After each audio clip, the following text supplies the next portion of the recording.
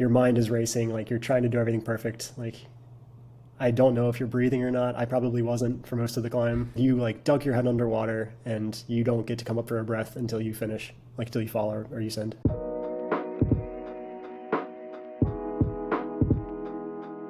So during that trip to Europe, we ended up selling our car to Dave Graham. That's that was amazing. Yeah. In this episode, we talked to Andrew Palmer, one of the strongest weekend warriors in the Northeast, known for his fourth ascent of Jaws 2, a 15A route. We dive into his obsession with China Beach, and he shares lots of wonderful stories along the way. We also talk about how climbing intertwined with his life and kids, what he went on to do after China Beach, and how he finally found a fitting bookend to his climbing career. Timestamps to each section are in the description below. Now, I've been super excited about this conversation ever since we recorded. It was a really personal picture of someone I have a ton of respect and admiration for, and I really hope you listen to the end. All right. We're recording. We're live. We're doing it live. We're live. We're doing it. Michael, pay attention. Get in here. Yeah, I'm here. All right. We've done some 514 plus audio shenanigans, but Yeah, it's great all over to that one. see you. Yeah, it's good to see you guys too. Yeah. Thanks for putting up with my headphone nonsense. Absolutely. Yeah, I can't imagine anything being more fun than that. So I think it's all downhill from there. Hold on. I lost my notes. Give me a second. Where did the notes go? How did Nice I all of a flow. sudden- Look at this. Gave you 45 minutes to prepare for this. What is that? Platypus. Yeah. Sure. Do you know they don't have nipples? They just ooch milk out of their skin. Yeah. They're venomous too. I'm obsessed with platypuses. Platypi? All right. And with that note, yeah. which will definitely make it into the podcast, let's do it. Yeah. I mean, I Alright. think we should just start with like, what Here we are. were you saying when we chatted the other day about sucks to be Alex Megos? Yeah, it's brutal to be strong. What about him? So he did it in what, 2 tries? So that sucks. Like the cool thing about China Beach is the experience you get out of it, right? And doing it in 2 tries is kind of unfortunate. You don't get to have that experience. I think so. It was Michael, it was you look like yeah. you Yeah, disagree. I don't know that I agree with that. You know, Which because part? he'll have that experience on something else. there's some like 15B out there that he sessioned know. forever and like Yeah, like Perfecto Mundo or something, right? I mean, that looks pretty dope too, true. right? And Yeah, he but gets- you he you would don't get to really try get that for a deep while. enough into a route. I mean, it's cool that he has that experience on other things, but for Yeah. China Beach, if it's not hard for you, you don't get as deep in it. Is that kind of what you were saying, Andrew? Yeah, I mean, I get that, but somebody could say that about our experience on other routes as well. yeah, like if there's some really cool 12B or something, like Yeah. yeah, maybe. I feel like with China Beach, there's like a lot of history. Like, I grew up with pictures of that climb on my wall, and I don't think Megos had pictures of Perfecto Mundo on his wall. Or like, the whole history Fair. of like who did it first and like Yeah. the stories that come with that. Like, I got a chance to talk to Dave Graham while I was working on it, and he was saying that he did the first ascent when there was like a bomb threat at his school, and like he and Joe were just like psyched, and so they jumped in the car and drove down to Rumney and fired it. That's like a story you don't get about like doing an FA of a 15. That's Wait, true, that's incredible. true. When did you talk to Dave? There was like a comp series. Nor'easter? Yeah, maybe it was that one. Yeah, I mean like, and Joe Kender and I don't know. Those are the ones that stood out to my mind. But they were up there. I guess they were trying Jaws, and I was working on China Beach, and so I was there. I was all psyched to be like trying it in front of Joe. And like, I remember doing the last move in the first half of the climb, and like I have the picture of Joe doing that move on my wall. I've had it on my wall since I was like 12 years old, and I'm like doing the move in front of him, and I was just like, "Oh, I'm doing it! I better send!" And I think I fell the next move. But Oh, yeah, man. yeah, that's an experience. Like getting to climb on it in front of your idols. China Beach is like a next level climb. A lot of people climb 513, like not a lot of people climb 514, and like China Beach is this like you're like breaking into the next level. It's like, yeah, that's sort of the idea is kind of condensing to me right now. Like China Beach is at the level where someone keen could have a go at trying it, but is also at the level where it's been in magazines and stuff. Right? Interesting. So it floats in this like really nice overlap of two worlds. Like for instance, techno surfing doesn't float in that world, right? Because nobody has pictures of techno surfing on their wall Right. growing up. But I just gotta say, like that whole thing, I was there. I was at the Nor'easter. I found this grainy footage of I saw that, Dave. Yeah, they were using my buddy's rope because Dave forgot his rope. Yeah. I mean, we were like college climbers climbing 510. He had like an 11 mil rope or something super fat. And Joe was complaining that it didn't go through his gree. And then Dave was like, you know, when you're sport climbing, you need to feed slack very quickly. Like, I actually, you know, I'm sponsored by this rope company. I like these ropes generally. It's just like a little fatter. Dave was like very, very kind to my friend who was feeling very ashamed of his rope. But I remember that they were borrowing. Man, that they were borrowing, yeah. No, but it was great. I remember that scene. It was like just watching your heroes work on something that's hard for them was pretty inspiring. And then you were like climbing China Beach right in front of them. Trying to, yeah. That was like it was like do I just hide until they leave, or should I give it a go? I decided to give it a go and really wanted to send right then. Definitely didn't. Oh, Ethan Pringle was there too. I think he did it in like a couple tries. Damn. Yeah. Yeah, sucks to be him. Yeah. Okay, Yeah, but like something like biography or realization, not to harp on this point that I'm trying to make too much. Harp away. So there are posters of that, but that's like out of reach for like guys like me, right? Like I did the China Beach, right? Which is pretty hard, but I would never go and think that I could do biography or realization. Yeah. You know what I mean? So that's on the other side of that line that I'm talking about. Like the accessibility line, the accessibility versus poster-worthy line. I think That's it just interesting to depends think on about, when you like- grow up climbing.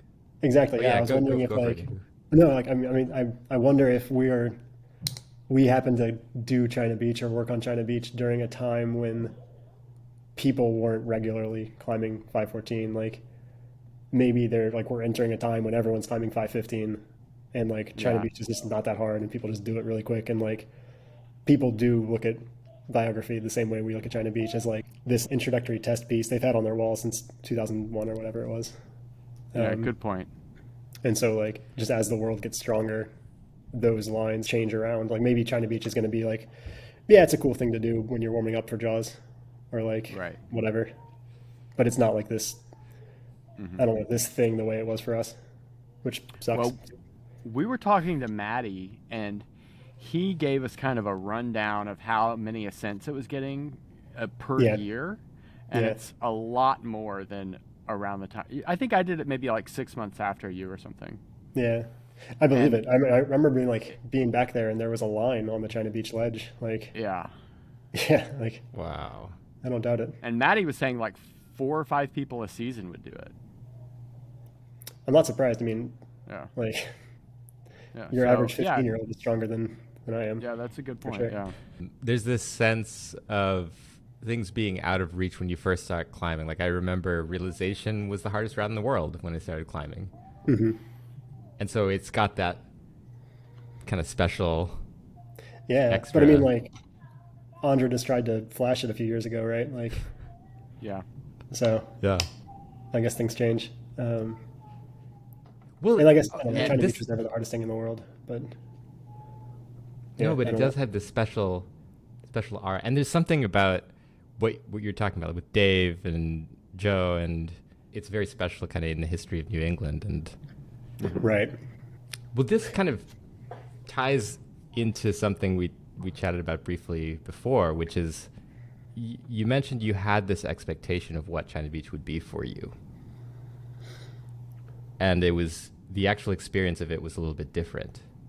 I think you were saying you thought it would be a bookend to your climbing. Yeah, that was interesting. Like I grew up in Virginia and climbed at the New and like did a handful of 13s before coming up, and like kind of inched my way to 13 plus at the New, and then like got to Rumney. It was really neat getting to Rumney, and everyone climbed 13 plus. Like going to Waimea, there were more 14s at Waimea than there are at the entire New, or there were back in 2006 or whatever. And so it was like really eye-opening to see how much stronger the community was in New England. And it felt like getting to do China Beach would be like this bookend to like, all right, I've worked my way up. Like I've done the 13s and like, cool. Like I ticked this 14. It's like this incredible 14B, and like that'll be it. Like that'll be like my climbing career. Like that'll be like the pinnacle of the things that I can accomplish. And it was really neat. Like I finally did it, and I did it like the month before we left on this like 3-month trip to Europe. And it was really cool being in Europe, like being at Sayus for a month and a half or something, and having had that under my belt, and like all of a sudden all of these climbs were available to me. Like having done a 14B, it's like, oh, like maybe I can try like a 13 plus on the road. Maybe I can try a 14A on the road. Like maybe I can try these harder climbs. Like, I don't know, maybe I looked at biography a little bit differently having done it than I would have if I hadn't done China Beach first. And it kind of like changed my perspective on like what's available to me as a climber, and how hard am I capable of climbing, and what's available, like what climbs are out there that I can do. So yeah, it kind of was like the beginning of like, here's where hard climbing is going to start, and not like here's where my like hard climbing will finish. Like a open door instead of a bookend. Yeah, definitely. Like it was kind of like, yeah, just starting, like let's get started, like let's see what else we can do. And kind of yeah. So yeah, it was definitely not what I expected out of it when I started, and then I kind of realized afterwards that it had changed. Wow, that makes me really stoked to hear. The route's great. The process itself is pretty rewarding, but then to hear that it's like an open door, that it was an open door for you, like that must have felt pretty good. Yeah, it was. It took a while to kind of settle in, but I realized midway through the trip, like I'm definitely approaching this trip differently than I would have if I hadn't done China Beach first. You're looking at all the grades, the routes differently, yourself differently. Yeah, I think so. I didn't consider myself like a 514 climber then, but like having done one, it was like, okay, like you can try them at least. Like I remember not wanting to get on China Beach until I had done Cold War first. Like I had done a 14A first. Like I didn't feel like I had any business trying China Beach until I had at least done a 14A. And so Cold War was my first one. And then I was like, all right, I can at least like have some confidence that I have like some business getting on this thing. And so it felt the same way, like trying climbs in Sayus, having done a 14B. Yeah. Did Cold War prep you well for China Beach? I think mentally, yeah. Like, I think I'm pretty insecure when it comes to like trying things that are hard, and so like, having that in my back pocket, like I could prove to somebody, that I belong on this climb. Like you can't tell me I don't, as if anyone's gonna try and tell me I don't belong Right. on some rock climb. And mentally, it did. Physically, probably not. Like it's a really different climb. It's much more vertical. It's much more like technical, and kind of climbs kind of a little weirdly at places. There's a lot of knee bars, like there's a lot of rests. No, physically not really at all. But I think I told myself I was looking for like a physical justification, but really I was looking for a mental one, like a confidence boost. So yeah, it I'm gave really me that. surprised. I'm surprised and curious to hear you say you have something around trying hard climbs, because then you tried a lot of harder climbs after that. Like you did Jaws, and Yeah. I didn't actually tell anybody I was trying Jaws for a bit. Like that was like a secret project. for kind of a while. So yeah, it was only like when I started piecing things together that I was like letting people in on it. Like, I'm trying Jaws. Like, I might have done like the top crux before I told anybody that I had started working on it. I don't know if that's totally true, but I definitely wasn't like, I don't know. I was probably training for it and not really telling anybody why. So Cool. yeah, I remember telling Josh Larson that I was trying it, and like that was a big deal for me to like let him know, of all people, that like Why I'm trying. Josh Larson? What's the relationship? Oh, we were climbing together in Boston, and like he asked me what I was working on at Rumney, and like I might have let him like just said like, oh, I'm just trying to do whatever, and then like I'm decided just climbing. decided at that point like, all right, I can confide in Josh. So yeah, I just consider Josh to be like a really strong climber that I look up to, and so for me to like tell him that and like not be concerned about his perception of me as a climber trying something as hard as that was like a big deal. Has he done it? I don't think so, no. I do remember he was working, I think, Livin Astro, and then Charlotte was working China Beach a bit while I was there. I think that, yeah. I definitely remember Charlotte trying China Beach. So Yeah. Well, yeah. I mean, we'll definitely circle back to Jaws and kind of the stuff you did afterwards, but talk about the process. Talk about what you remember from working on it in any... Yeah. Actually, I meant to do this before we talked. I wanted to figure out when I did Cold War. I've got my guidebook over there with all my dates written down. But yeah, so like, and you can always take a pause because we have editing that's easy. Let me go find out. Let me do that really quick. Yeah, cool. Oh shit, this is the new guidebook. I don't have anything in here. Andrew, I don't think any of your sends count. They don't count until you've transferred them. Crap. You don't have them on 8A? I signed up for 8A when I was like 15 and then forgot my password, and that was the end of 8A for me. Look at Waimea. It's empty. Womp womp. Oh no. I didn't do anything. You have to resend it. You have to resend That's everything. true, yeah. It's only legit until, yeah. One second, let me check. I might have the other one here. This is important. You got it. We got it. This thing is Ward seen Smith. better days. Yeah. Where are you, Waimea? There it is. Huh. This is closer than I expected as far as dates go. I don't know if we want to include this, but yeah, I did Cold War on April 11th, 2009, and then China Beach on May 2nd. I could have told you that date, 2009. Oh, that's very close. It's a month later, yeah. The thing is, I probably put in about 120 tries in between those dates. Wow. Wait. So you said... I mean, I'm exaggerating, I'm sure, but so like I'm guessing I must have. I mean, first of all, there's no way that I started trying China Beach in April. That's not the case. I guess I need to take all of what I said back. I guess I started working. Maybe you were trying it before you did Cold War. Yeah, it must have been, because I remember freshman year of college. That was 2007, the summer after freshman year. I stayed up in Hanover, and I worked like this like part-time job and then spent the other hours of my life climbing. It was fantastic. Amazing. And yeah, I remember trying to do it. I was like all pumped to do it freshman year, like after my freshman summer.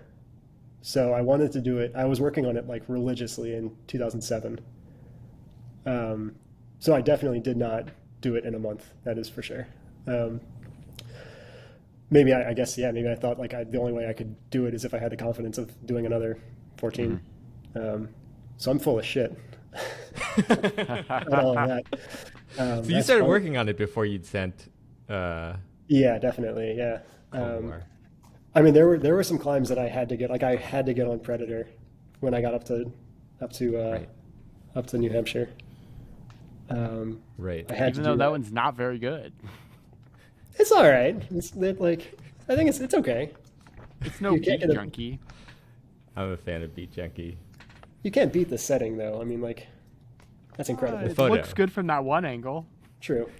I still think like that, like getting to like halfway up the arete is like maybe whatever, but from there to the top, I think is cool. It's like it's a boulder problem, but it's good. It's good. Yeah. You feel kind of heroic doing like some of those moves up on that big brow. Sure. Yeah, for sure. All right, whatever. No, I think it's legit. Michael's a Predator hater. That's Yeah, the apparently. recurring theme on this. No, cool, yeah. that's amazing though. I mean, it's also interesting that you remember it the way you did. Very that there different. was this mental block or this hesitation or this feeling that maybe you didn't deserve to be Yeah. on it. That That's funny how makes the different that was, story more interesting. Yeah. I think so. Like how my memory of the climb is changed. Yeah, it's fascinating. Yeah. Because there was it, a lot of really time where China Beach was like all I cared about. Yeah. Definitely more than a month. So Yeah. yeah, I remember like I had this like running loop I would do. Yeah, it kept getting longer and longer and longer, and I would like I ran every single morning. I came back home and I like stretched while watching Dosage 2. That video with Dave showing off Romney. Oh yeah. And like I would fast forward to China Beach and like watch that while I was stretching. I made Lily watch it a million times. She knows the beta on it now. That's great. Yeah, so there was quite a bit of time where that was like a myopic focus of mine. We have a comment from a fan. Lily says that you asked her to belay you when she had never climbed before. Sounds like something I would do. What a dick. I'm probably got mad at her too for not belaying me well enough. Actually, I think my first time on it, my friend Lewis, I launched into the I started it, and like I'm clipping like the second bolt, and he's like, "Hey, I've never caught a lead fall before. Is that cool?" On China Beach. Yeah, I was like, "All right, I'm Not gonna a bolt chill bolt, I belay. guess." Yeah, not a chill belay. Yeah. So yeah, I was looking for anybody to belay me, I guess. Man, what Yeah, a this Not is until belay classic and- college climbing stuff. yeah, seriously. I believe all of the falls are lead falls. You never take a non-lead fall, right? What do you mean? On Oh, China, because on you're China Beach. clipping like at your waist the whole You're time. always instead of clipping above. like at your waist. So basically every Oh, I see. fall is going to be like a big Oh, lead interesting. fall. That's a good point. Huh. Yeah. There's some big falls in that thing too. I think Yeah, I've fallen for off of sure. every single move on that climb. I have. I know I have. Yeah. Like literally every single move, I'm pretty sure I've Every fallen off. Yeah. So Yeah. you started climbing as a young, Yeah. I started when I was 13, youngish, I guess. okay, like at the Before climbing climbing. gym in Richmond. Yeah. I went to a birthday party at like, Oh, sick. this is a little hazy, like when exactly that party was, but yeah, 12 or Yeah. 13. Went to a party, made my mom come back and belay me.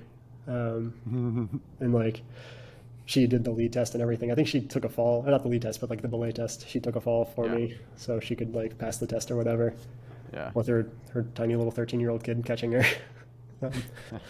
Yeah. And so she belayed me for a while and I got a friend into it. And then we kind of took off for a little while. Like we climbed together primarily, and then we joined the climbing team there and did the Okay. comp circuit. And we went to the New as like a field trip for the team, like my second year in maybe. There's this thing called Proper Soul. Michael, you know it at this point. You're living Yeah. down there. I don't know if Rajiv, have you been down there? I've never been there, but I remember the video of Sharma on-siting it. Sure. Yeah. I remember looked just really like gawking cool. at that climb. I remember being afraid of falling. I was scared of lead climbing at the time, and like watching or looking at it. There was like a still picture of Brian McRae like reaching above the lip at the top of Proper Soul and just like gawking at the idea of someone being so confident they could climb 514 on lead, and like just like staring at that picture and just like wondering what it felt like to be like strong and confident. And that was cool. Like on that trip, I like accidentally got onto a 12A. I was trying to get onto an 11 at it doesn't matter where, and got on the wrong climb. And like my coach told me, like, do you realize you're on a 12 instead? I was like, nope. So that explained why I wasn't doing so well on that one. That was kind of cool though, to like accidentally get on a harder climb. I think he wouldn't let me get down. He made me finish it. That was kind of funny. Cool. Yeah. So I like dogged my way up, and yeah. Who was Yeah. coaching the team? His name was Jeremy Was Rice. Okay. Was this guy Dan Haig He coached the. around? I know that name. I think he coached the Sport Rock team in Alexandria. I think, or Okay. He lives he's in my town right now. okay. Yeah. I think that's right. Anyway, yeah. He wrote that book with Douglas Hunter, the self-coached climber. Hmm. Okay. So did you ever go to Rumney before moving up for college? Yeah. My family used to go to Maine for vacation. Classic East Coast stuff, I dude. know, right? Well, my dad grew up in New England, and he goes up there every summer. He's done it for Yeah. like 50 something years. So he brought us along for the trip once we were around. It was cool, but it was I convinced my mom to swing by Rumney on the way to Maine, which isn't really on the way, but she was willing. Not. Not so much. No, it's like a total detour. But yeah, so like we went up there, and I brought a friend along, and we got shut down on everything. I think we eventually gave up on sport climbing and tried bouldering, and then sucked at that too. But we we hiked up to Waimea. I think probably the first thing was like hiking straight to Waimea, and like I remember looking at the China Beach wall, like looking at China Beach in Livin Astro and Jaws, and I like walked past the fly and tried doing a pull up on the starting holds, and like couldn't hang on. Yeah, I kind of remember like this is weird. I don't really know what to make of this, but like I had this weird feeling that like this is going to sound fake being on this podcast too, but like I do have a distinct memory of like looking up at the China Beach wall and knowing in some way that area was going to be significant in my life. And it sounds like bullshit. I don't know, but like I didn't know how or why or what, but like it was this really interesting, like very distinct feeling of like this isn't the last time I'm going to see this climb. I'm going to come back and try this thing. Oh man, I went back. We in ninth grade, I think in ninth grade English class, we wrote letters to ourselves that were going to be delivered when we graduated. And in my letter, I wrote that I hope I've sent China Beach by the time I graduate or something like that. And then I changed high schools and never got the letter, so I don't have it anymore. But yeah, it was like really important to me in ninth grade to like do China Beach and Livin Astro and like the others on that wall. But like, yeah. So I went up there with my mom and checked out all those climbs and like stopped and like gawked at China Beach. Like took a deliberate trip to look at China Beach. Yeah. For sure. Had you felt that significance for? Well, I mean, first, what a wonderful moment to just Yeah. have that recognition. Had you felt the had you felt that gravity or that significance for a climb before? No, definitely not. Like it kind of struck me when I was standing there, and I don't know what to make of it.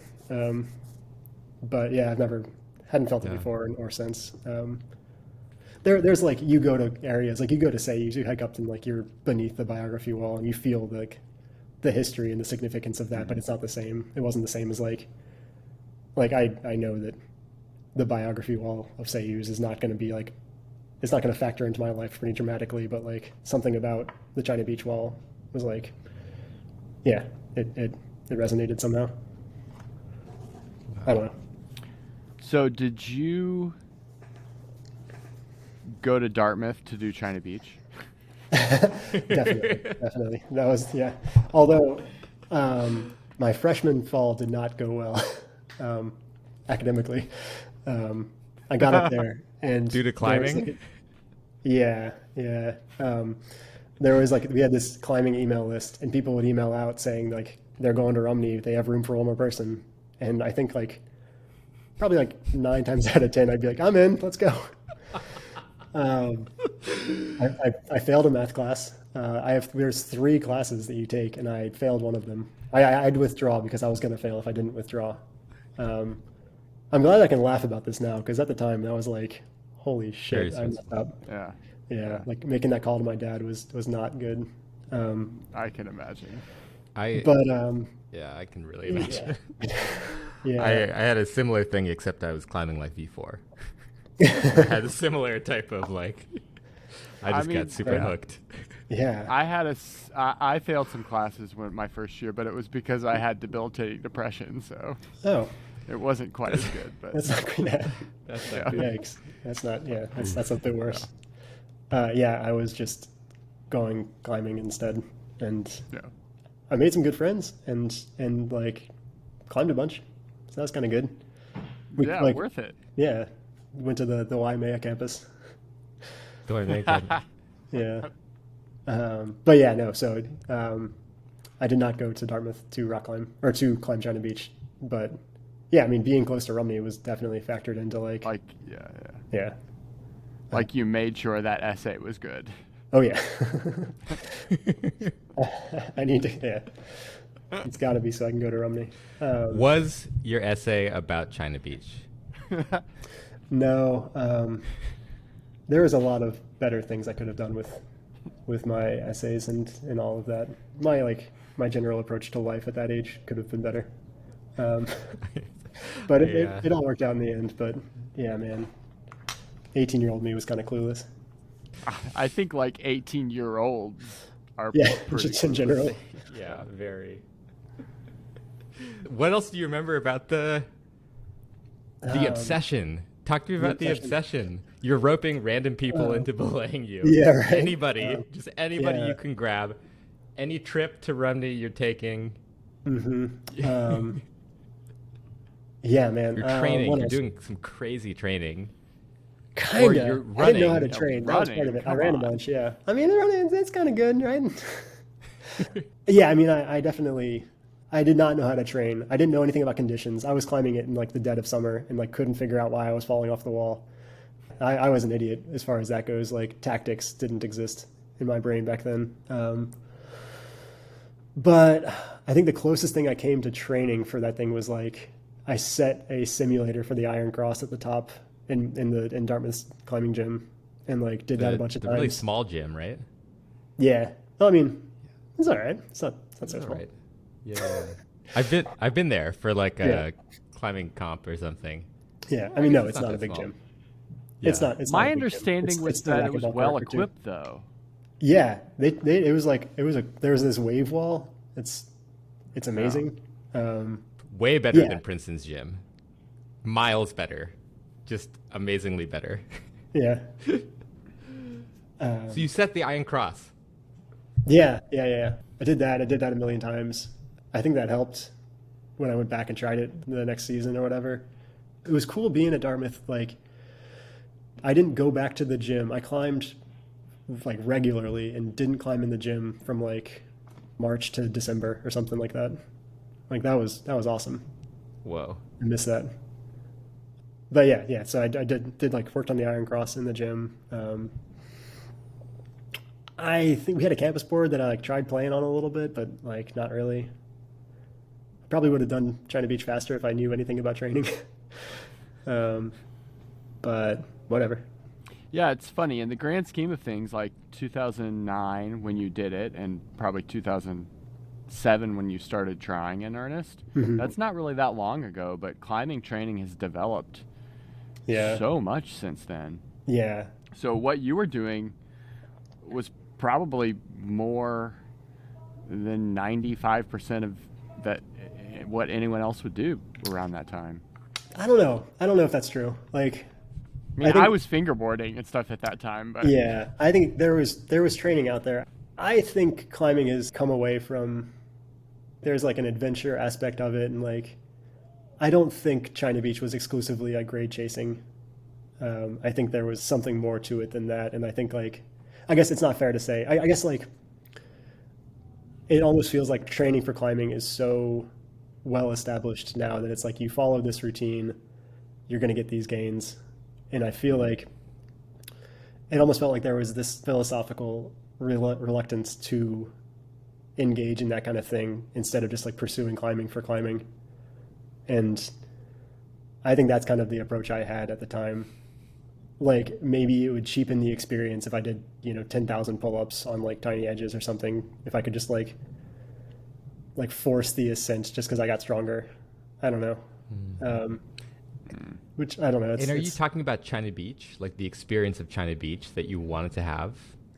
I think so. I think I'm wondering why I didn't approach training more seriously until like years later. I think it was kind of part of that mentality. I think that was something that growing up in Richmond kind of instilled in me. I had some mentors down there that like really instilled this respect for climbing as like a pursuit and like an adventure. It's not about chasing grades. It's not about like, it's about the experience, and it's about all these good things. And like, it wasn't about athleticism and like strength and the things everyone can do now. Like everyone is so strong and like athletic, and that's not what climbing was about to me at the time. And so like, I was reluctant to engage in training for that reason. I think there's like a little bit of pride too, or ego, and like, I did China Beach and I didn't even train for it, it's just bullshit. But it's like, I think that was fueled my, like, I really wanted to have that, I don't know, I like that feeling. Yeah, I mean, growing up climbing in that era, that makes a lot of sense to me. Yeah, I think that I felt some of that climbing was about the adventure. I definitely also felt, I wanted, if China Beach is a book, you want to read the whole book. You don't want to cut yourself short. Yeah, maybe, yeah. I don't know. That's how I approached it anyway. I don't know. Maybe that's silly. It took a long time to be like, oh, if I like do some sit-ups and do some pull-ups, these climbs get easier, and it's fun to climb hard grades. I don't know. It's fun to like hard climbs are fun, and like there's movements on hard climbs that you can't do on easier climbs, and you can't do hard moves if you don't train. Like that, something as simple as that took a long time to settle in. But yeah, so training for China Beach didn't amount to much. Yeah, so not but much to talk. high obsession, but not very rigorous training. I had a picture of it on the back of my phone, like on my phone, like my flip phone's little, like the screen there, this like grainy, like 5 pixels. That's China Beach somewhere in there. Yeah, I had that, like, and then again, like the same pictures I had on my wall at my parents' house, I took with me to college. You mentioned you'd visualize the moves. Yeah. So like I would, while I was finishing my run, there was like a hill at the end of the run, and I would try to like sprint up the hill, and while I was running, try to visualize all of the moves, ideally for like the entire climb, but like at least for the top section, like once you get to the head wall, like do all of those moves perfectly, like hand and foot moves while sprinting up this mountain. I figured if I could keep like my mental composure while I was exhausted running enough to do these moves perfectly in my head, then that might carry over to doing it on the wall. I think that there is something to that. I think that wasn't crazy. I like that. I like that. Yeah, technique. I think there is something to that, because that when you're like really stressed out, that's what goes. I've been trying to do that actually, like, like when you're warming up in the gym and you're like, you kind of get a little pumped a little bit, and like, you just want to finish your climb to like not get pumped, not fall. I've been trying to like, when you start feeling that, kind of like slow down and kind of just like settle into that discomfort and like just try to get comfortable with it. I think that's related. I think it's kind of. Do you work with Justen Sjong on this at all? On this type of like coordination when you're redlining or when you're above a critical heart rate or just stressed? I don't think that, but I'm sure I picked that idea up from him because he taught me a lot about training. he told me like we've talked about this, but he told me about like how to have different gears when you climb, like how to like ramp up and ramp down accordingly, like as the climb needs it, like move quickly through the easy stuff and then like just change your pace as you climb, move quickly through the easy stuff and be like deliberate and as slow as you need to do all the moves perfectly on the hard stuff and like get through it. Maybe that's not the exact pattern that he laid out, but Yeah, no, I mean, we worked on the same thing. Was this after China Beach or before China Beach? Yeah, this was after. This was a little after. Yeah, I mean, this was in, actually, 2010, 2011. It's a couple years after. Yeah, I moved out to Boulder. I wanted to try and like see how seriously I could take climbing, and living in Boulder was a story for another show. That didn't go well. Okay. But yeah, so I competed at nationals in 2012. I think I got like 19th or something. And through some combination of people like not wanting to go to Worlds or just like dropping out or being injured or something, they ended up counting back to like 19 spots. And so I got a spot on the team. And so I wanted to do really well at Worlds. And so like went back to Boulder and trained with Justen. And like I remember like doing sessions with like Daniel Woods and Matty Hong. Like I sessioned with Matty Hong a bunch while we were there, like trying to do laps on their lead wall. That was where I started like really taking training seriously. Worlds went terribly. I think I placed last on one of the climbs and second to last on the other one. It was real bad. I mean, what are the routes like? I couldn't even tell you. I think I just blacked out and then fell. I don't know. I don't even know. The top guys make those qual routes look so trivial. Not I don't know that they're pour not. salt into your wound, but for all of it, it's fine. The only like I was really pissed off at how I did for sure. I was like super nervous and just like had all this pressure built up, but also just like had no expectations of myself. I was just like, this is gonna go terribly, and it went terribly. I mean, it was likely that like Jakob Schubert was there. He was. Or like Adam Ondra was there. Adam wasn't there, but Jakob was there, and I remember getting down after just like completely blowing it and watching him like sitting in his chair with like a team of people like massaging his forearms and just like it's so ridiculous. What am I doing? Yeah. Where was your entourage? I know, right? I had someone tell me that he was the strongest climber in the world. He's just bad at climbing, so he doesn't climb as hard. I don't know that I agree. Jakob Schubert is at climbing. I won't be that bad. But like physically, he's the strongest. That's what someone told me. I don't know. I don't know anything about. I mean, I haven't really paid attention to that circuit in a long time, but he won every single comp that year. I think maybe it was the year before, but that was his epic year. I remember watching that. Yeah, I forget if it was that year or the year before, but regardless, he was on a tear. So he might have been at the time. I don't know. Wow. Total crusher. All right. Well, we gotta explore that as its own episode. But to circle back, I think based on what we've talked about, miming the moves is like very, very legit. Like, you know, in terms of dealing with the stress. Yeah. Like in aerobic distress. Yeah. While you're getting aerobically distressed and then trying to remember. Yeah. The moves. I think that's. Yeah. Yeah, I think there's something to it. Good, I say. Check. I mean, it can't not be good, right? Like, there's no way that doing the moves in your head while you're tired could possibly hurt you, I think. Right. No. So, I think it's got to be good training. It's at least a neutral. Yeah. I'm going to start doing this. Good. Yeah. Okay, so let's work on this timeline a little bit. So you go to... What? You don't believe me anymore? That's fair. No. I'm trying to tell a story here. All right. You know, I think like people want to hear a story. That's what we're doing. We're going to tell a story, right? We want to Okay. have some sort of logical thread through this story. Okay, early time climbing, we've got that, and then go to college. You do China Beach. Go to Europe, Mm-hmm. right? And then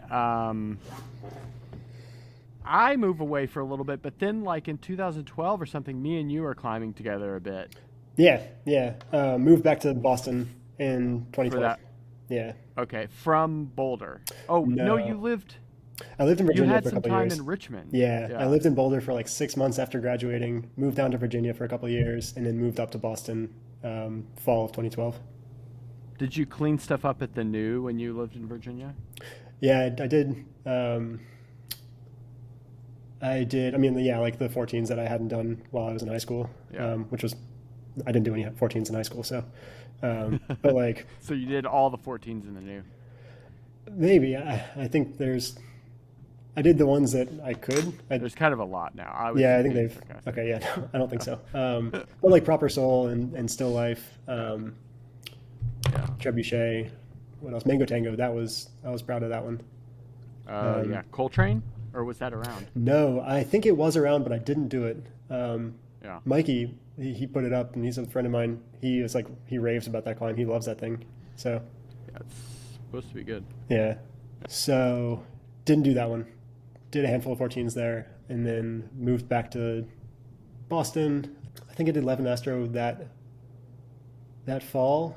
That was neat. That was Yeah. actually so. I went to Boulder again to train with Justin and Chris, and came back that fall. Basically, came back to Boston after Boulder, and that was a really cool experience. Trying Livin Astro, like I felt like I could not get pumped. It was the fittest I've ever been for sure. It was like I would get to Oh, this the is progress interesting. on Livin This Astro. is interesting Yeah. because I was climbing on that with you, Okay. and we were doing about the same on it. Okay. And then all of a sudden, one day you did it, and I was like, something happened. What's going on here? Yeah. It's So this is this like fills in that gap a little bit that There you go. like always. Yeah. yeah, it was wild. Like I would get to the jug rest on Livin Astro and like felt like I just like I don't know what to do here. I don't need this rest. Like I'm not tired. It was weird. Like it's crazy what training can do. I guess like running around at some altitude anyway, and like doing a million laps. I was doing like 2 a days because this is like immediately before the Yeah. World Cup. I did the World Cup Yeah. and then came up to Boston, and like. Maybe I was still tired from training at the World Cup because like in a few days later after not climbing, I like was working on Livin Astro. Maybe I didn't peak at the right time. I don't know. So Yeah, that's possible. whatever. Yeah. So did Or maybe you did peak at the right time because you did That's Livin right. Astro That's right. fast. Yeah. heck yeah. Yeah.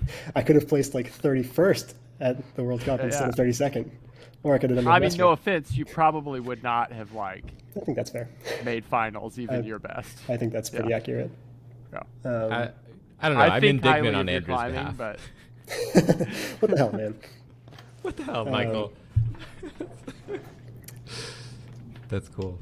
Yeah. Yeah, and then I guess what? So that was 2012. I think Jaws was 2013, and then I did the Fly in 2019. I did China Glide in 2014, I think. I was gonna ask you if you'd done China Glide. I did China Glide. I didn't do Astro Glide. I do need to go back and try that thing again. Hey, It's neat. It's frustrating. It's really frustrating because you like do all but the last boulder of Livin Astro, and then you have this like crazy foot dyno stopper crux thing, and so you just like work real hard, get to the rest, shake out for an hour, and then fall. no, you just said you didn't need that rest. I didn't need that rest for one day of my life. I need that rest a lot right now. What happened in that gap between those other routes and the Fly? Where you were bouldering or something, right? Yeah. Gross. right? What did we do? I think I tried. I don't know. For a few years, I don't know what I was doing. Um, my oldest son was born in 2018, and so after that, it was Wow. like Something. we launched into bouldering instead of rope climbing, just because Yeah. of the logistics of it. So I did some boulders like the fall before he was born. I tried doing a bunch of boulders in New England, kind of because I knew I wasn't going to be climbing as much, and kind of because I had my eyes on the fly. Um, Hmm. and so, yeah, he was born, and then like he was born in September, and the April after he was born, I did the fly. Um, so, yeah, it was like kind of Wow. bouldering for Impressive. uh, a little, yeah. That led No, I just mean just with the life right, event. yeah. Yeah. There were some early mornings for sure, and Yeah. yeah, Lily took on more than she probably should have. I asked her to take on a lot to let me do that, so there was, yeah, she shouldered a lot to make that possible for me. Hmm. So credit to her for sure. Yeah, I don't really know between when Theo was born and doing China Glide. I'm not sure what I was up to. Not sending rock climbs, I guess. So we have a question from Daryl. Daryl Oh wants yeah. to know. Daryl would be interested in hearing about how, since you've done a lot of other climbs on that stretch of rock, how does your experience on China Beach compare? We have another similar question from Lily, Okay. which is, she said it's the most consumed she's ever seen you by a climb, and she wonders whether you have thoughts on why, given all like the harder things you went on to do, like Yeah. why China Beach was so all-consuming. Like, Yeah. I've actually been thinking about that a little bit since we talked last. I mean, so I think there's something about the climb itself. I think the fact that there are no like distinct like boulder problems on it, like there are cruxes, but like Jaws obviously has like two cruxes. The fly is like 5 moves long. You're never really like in it. Like on Jaws, you're kind of like moving to a crux, and then you're moving between the cruxes, and then you're doing the outro, which is awesome. It's cool. Like that doing the crux is like really interesting and challenging, but like you're not like in it the way you are on China Beach. Like you embark on China Beach, and you're kind of like you're on a journey until you send it or until you fall off. Like your mind is racing. Like you're trying to do everything perfect. Like I don't know if you're breathing or not. I probably wasn't for most of the climb. You like dunk your head underwater, and you don't get to come up for a breath until you finish, like until you fall or you send. And I don't think Jaws or The Fly are like that at all, and not to the extent that that they like any hard boulder. You kind of feel the same way, but it's over so fast that like you have that experience on China Beach for like minutes. Like it's long, whereas like on The Fly, you're done in like 30 seconds or less. You know, like it's over. It's a cool experience. Like you're still processing everything as fast as you can, but it doesn't last the same amount of time. I think that's a huge part of it. Like I've never found a climb that's quite as on you for as long as China Beach is. Like you're redlining the entire time. I think that's a huge part of it. I think like what the grades mean is part of it. Like I was like a 513 climber, and China Beach was this realm of the strong climbers. Like if you can do 14B, like only the strong climbers do 14B. You must be pretty legit. And so trying to earn that was huge. I think I don't know. It's weird. Like I think The Fly felt super personal. It was almost like fulfilling this wish I had as a 13-year-old kid, and so it meant a lot personally, and maybe less from like a climbing point of view. Like I knew it wasn't going to change anything about the way I pursued climbing afterwards. It was kind of just like, well, I guess it did. That's not true. It After I did that, I don't feel like there's anything else that I really cared to or hope to do in climbing. If I don't do another hard rock climb, I'm pretty okay with it. After doing The Fly, yeah. what was it about the Fly that it had that particular place? You did it last, like Yeah. after these. Um, after I did Jaws, people would ask me like, "What's next?" And they'd be like, "Oh, are you going to do The Fly now?" And I'd be like, "That is way too hard. I can't do that." Like the day I did Jaws, pretty much was like, "I can't do that. It's too hard." And so to me, it was like just always out of my reach. Wait, are the holds on the Jaws has some pretty savage crimps, right? In that first crux, Yeah, yeah. but something It's about the funny, flies man, like- crimps felt different. I don't know if it's because I'm not a boulderer, although the crux of Jaws is a boulder, but like, I don't know. It felt, You're not giving a lot of evidence for not being a boulder. yeah, I don't know. I feel like it just felt at all times, it was like uncomfortable and like just hard. It was just really hard.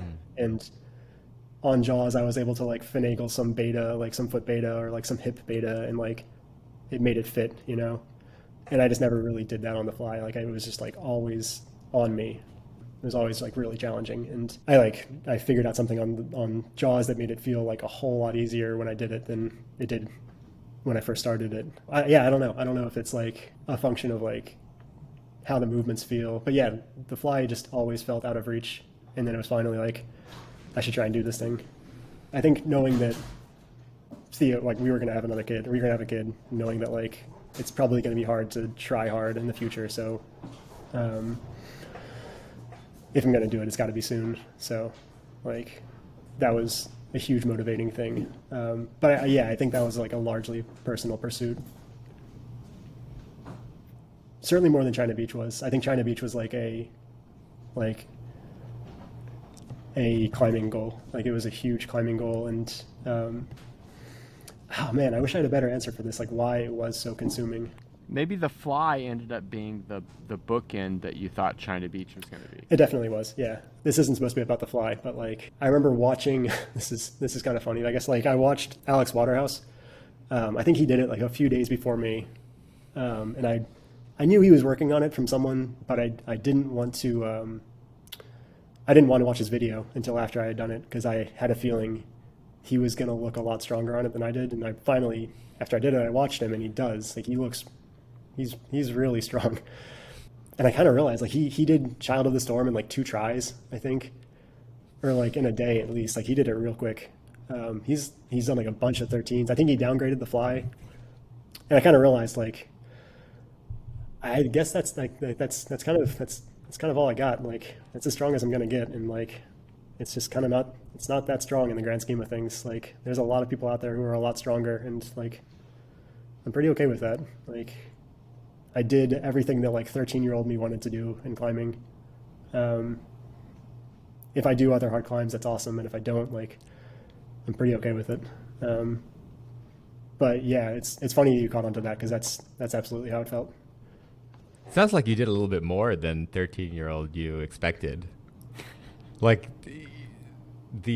or was The Fly, like it sounds like 13-year-old you thought, okay, China Beach is that's the bookend. Oh, yeah. But But then you actually went quite a bit farther. true, yeah. I don't know why China Beach was going to feel like a bookend, but it did, yeah.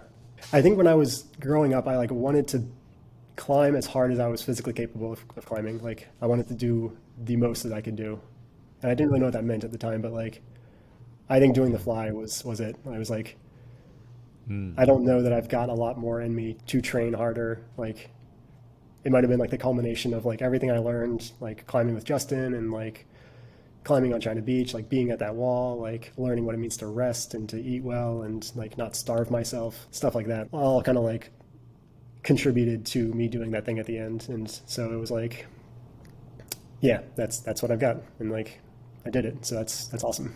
And I definitely learned a lot along the way, and it feels like a bookend. Like the pandemic happened, so climbing kind of stopped for me, but like I was also pretty okay with that. I was like, didn't really know what to do afterwards, but didn't really care. I was just like kind of having fun, but and now I'm like starting to get back into it, and it feels awesome to just go out and climb and not care. If like I do a boulder, it's awesome. If I don't really care. It's probably not very inspiring for people to hear that. Like, it's great to just not care. Like, just don't care, and it'll be fun. I think that's important, and I think that's like like a cycle that everyone goes through. Probably, right? yeah. I'm sure this comes with age. Yeah. Yeah. So it's important to highlight that, I think. Yeah. Yeah. I guess despite feeling, like I said earlier, how I thought China Beach was going to be like a bookend to my climbing, like there must have been some part of me that felt like it felt like it was next level. It felt like it was like the upper echelon, like you've got to do this thing to consider yourself a strong climber. It's like, if you can do this, you will be different. Maybe, yeah. I don't think there were any 14Bs at the new, and so like that was far and away harder than anything down there at the time. Did Jaws feel like that? Because, you know, that's the 15A in the Northeast. It was weird. When I first started working on it, I again, like I didn't feel confident enough to tell people I was trying it. So like I would try it, but kind of just because it was like I couldn't do the fly and I'd done the other climbs there. So I was like, might as well try it. And at first, yeah, it felt really hard. But as I started kind of sussing out the beta, I started like that 15A grade kind of like lost credibility in my eyes. At the end, I don't think it's a 15. And again, like I had it like very well dialed when I did it. So like every climb feels easy the time you do it, or ideally it does. But it was weird. It was like this like climb without a grade because it didn't feel like a 15, but nowhere had it been written as like a 14D. So what is the grade? Like it doesn't even have a grade. Like when I approached it, it was absent a grade. And so it was important. It was something that I knew that like only a handful of climbers had done. But even that didn't have the same kind of like holy crap moment that like the fly did. Like I could list the people who've done the fly beforehand. Like I had pictures of Sharma doing the fly on my wall when I was a kid. I don't have pictures of Jaws on my wall. There's like that one picture of Dave doing the top dyno. So it didn't really feel quite the same. Also, when it came in your life, right? I think that makes a huge difference. Like, you had just had a kid when you did the fly, right? Right, yeah. That changes things. Whereas, like, when you did Jaws, your kids were still several years in the future. For sure, yeah. Yeah, and yeah, like, I think climbing was still, like, very much in sharp focus when I was doing Jaws, and very much less so with the fly. So that's probably why it was such a personal thing, doing the fly, and like Jaws was still like a climbing goal. Famously, Sandra asked if we should start having kids on the drive home from me doing China Beach. Oh yeah. What was the answer? Yeah, finally. Yeah, she was pregnant like months later. Nice. Like 4 months later. So yes. Yeah. Once you do it, you can kind of move on. Yeah. I mean, that was like, it was kind of a bookend for me. It was a while until I did another hard route. Yeah. After that, and since I've done like a couple others of the same grade and like something harder as well. Mm-hmm. But they were like, no, it was never the same. Yeah. What was different? Like what was lacking for you? I don't know that I can put my finger on it. It's just maybe it was the fact that climbing wasn't as an important part of my life. Yeah. So it's like, oh, it's sweet that I did this, but you know, still got to read books tonight to the kids. Like like brush some teeth, right? Yeah. Wipe some butts if like we're in that stage. Sure. I mean, we're out of that stage now, but you know, like yeah, things kind of the priorities kind of change focus a little, or change order there. I'm not sure what else to. This is awesome. This has been awesome. All right. I feel. I mean, this is a great place. What else? To stop. Well, I mean, man, yeah. I hope we can hang out a bit in October, or can come near you and hang out or something, or the next fall or something. Because so much of what you described is like, oh yeah, I want to hear the 2-hour version of that story. Yeah. One thing that's really kind of affecting me is hearing what inspired you. Like talking with Dave at the Nor'easter, I felt like what I've experienced intertwines with the things you described in a couple different ways. Like I was at the Nor'easter, but climbing 510 and like looking up at people on the wall, and then while you were working Jaws, I was flailing up trying to get the first half of China Beach linked, and you gave me a bunch of beta and just like a lot of stoke and encouragement and a lot of belays too. So thank you. Yeah. And then I got to see you up close, like working the moves in Jaws, and you look at the holds when you're working China Beach, but I couldn't imagine how it goes. And then seeing you actually put it together was really inspiring. And seeing you go from, I think when I first saw you on it, you weren't putting it together. And seeing you go from that to linking it. That's cool. Like, oh, that's cool. And then you told me about Justen Sjong, and actually I made the intro. So I went, when I was moving to California, I spent like a couple of months doing Boulder training with him and learned versions of what you described with shifting gears. Right. Yeah. So it's wizardry. He's amazing. Yeah, it's cool. It's a process, all of it. Who else should we have on the podcast? Yeah, just ask that. Interesting. I dropped the ball, dudes, because I saw Luke Parody about 20 times this summer. Yeah, we like climbed next to him and like hung out with him like all summer because he was trying something right next to me in rifle. Yeah. And I didn't ask him because I was like kind of nervous. Right. I was like happy to talk to him about other stuff, but I didn't ask him about this. Yeah, we should get the OG perspective from those guys. Oh, Rajiv is seething right now. He's so angry with me. I'm pretty angry. Although, like, have you looked? Actually, I've got the guidebook right here. It's funny to look at the dates of the first ascents of these climbs.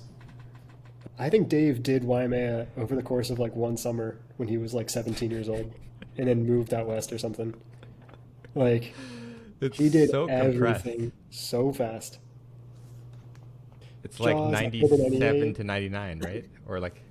Yeah, 98, 99, yeah. Jaws, October 98. China Beach, June 99. Livin Astro, October 99. Wow. Then, where's the fly? Dave, April 2000. Yeah, so over like a couple of seasons, he did everything. That's so wild. So I don't know if he's going to have a whole lot of perspective about like how awesome it is to project this thing for years. Yeah. Well, but I suppose the China Beach had been bolted, right? Dan Nguyen did it to the break. Mm-hmm. And then one hanged to death by some fossilized guidebook author. That's funny. Award. Yeah. Anyway, it'd be cool to hear what they have to say about those climbs. Well, if you have any of their numbers, we should make it happen. I do not.